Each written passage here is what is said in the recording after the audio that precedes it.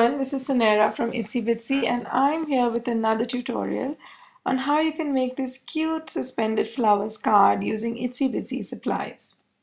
Now to make this card you're going to need some pattern paper, some coordinating cardstock, some ribbon, a few of the ItsyBitsy sparkle florets, an ItsyBitsy bloom, some twine and the ItsyBitsy scallop square die.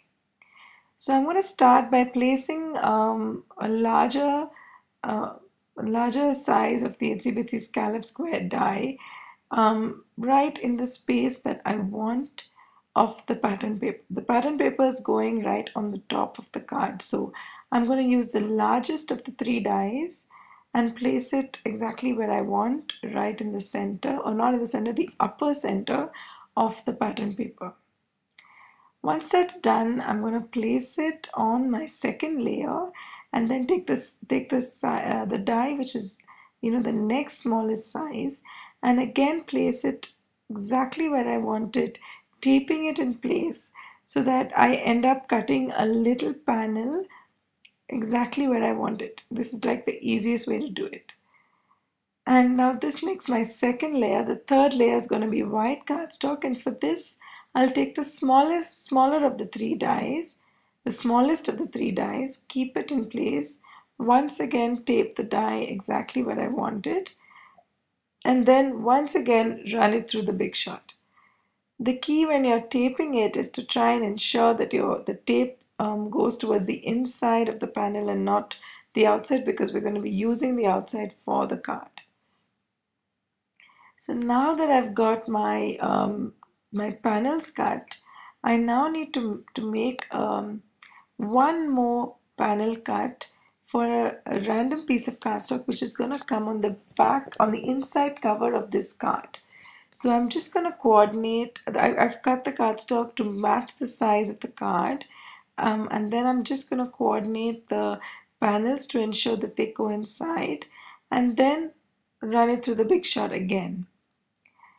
Now when you have a look, you'll see that the inside cover panel totally coincides with the outside. If it is not exactly matching, then you can just trim it on any of the sides that makes sense, and then ensure that it can perfectly match. Now I can start adhering my layers together. I'm going to start by sticking the pattern paper on the first layer, on the next layer, which is the purple or the lavender cardstock. So to do this, I'm using the ItsyBitsy thin double-sided tape. I gotta say, this tape is really convenient. It comes in a roll which is really long, lots of tape in it. It's just 79 rupees, and I've bought a dispenser to make it easy to use. And the quality of the adhesive is really fantastic. It keeps cards in place for a lengthy period. You don't have to worry about the adhesive wearing off. It's really great for long-lasting, durable, and reliable fixes. Before I adhere the next layer onto the white cardstock, I want to add a bit of ribbon, coordinating ribbon that goes with the theme of the project. I'm going to put it on the base towards the bottom of the card, just making sure that it's straight and in the center. Once that's done, I'm ready to adhere this layer onto the white cardstock layer. And since I've, measured the panels and ensure that it's all lined up, it's actually a breeze to do. Next, I'm going to tie a nice lavender bow on the bottom. I want it a little off center, so it's not exactly bang in the middle. It's a little off center. And after I've trimmed the tails of the bow, I'm going to take that gorgeous ItsyBitsy bloom, plump up all the petals, and then using a dollop of glue from the glue gun, I'm going to adhere it in place. Right, now I'm going to set this card aside and start to work on the little suspended flowers. So I'm taking some twine and I'm going to just cut 3 strips, a little bit longer than I need, because then I can I don't have to worry about running short. Then I'm going to take these sparkle florets, and I've got 6 of them, and they 4 of them are identical and the other 2 are identical to each other. Then I'm going to take one of the flowers, put a bit of glue on it, and stick the string on that, and then stick the other identical flower on top of it, trying to ensure that the two completely line up and match up, almost as if it was just one flower. I'm going to repeat it with the other string. First, glue on the back of the flower, place the string on top of the glue, and then put the second flower face up, ensuring that it is completely lined up. Once again, for the third flower, take the flower face down, add the dollop of glue. Oh, just got away with me there. Add the dollop of glue, put the string in the middle, and then take the next coordinating flower face up and glue it identically such that it lines up perfectly with the original flower. I want to give this illusion of the flower being identical on both sides, so that's why I'm making sure that it lines up perfectly.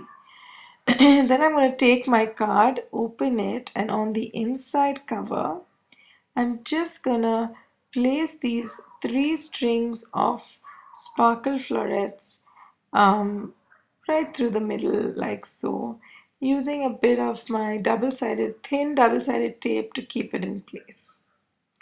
So I've actually put the adhesive first, and then I'm just putting the string fairly tight. I don't want it loose and hanging, I want it quite tight.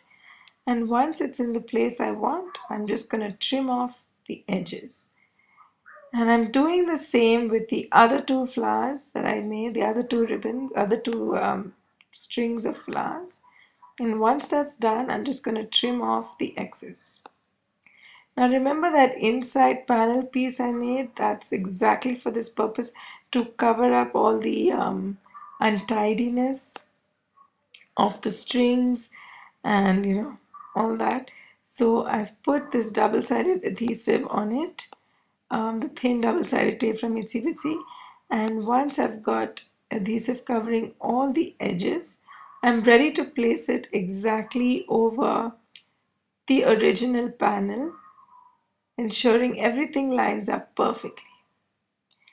And with that, all that's left is to add a little piece of pattern paper for the inside, because I think the panel and the flowers and everything shows better when the pattern paper theme is continued inside the card. I'm using this gorgeous pattern paper from ItsyBitsy. They were on sale until very recently.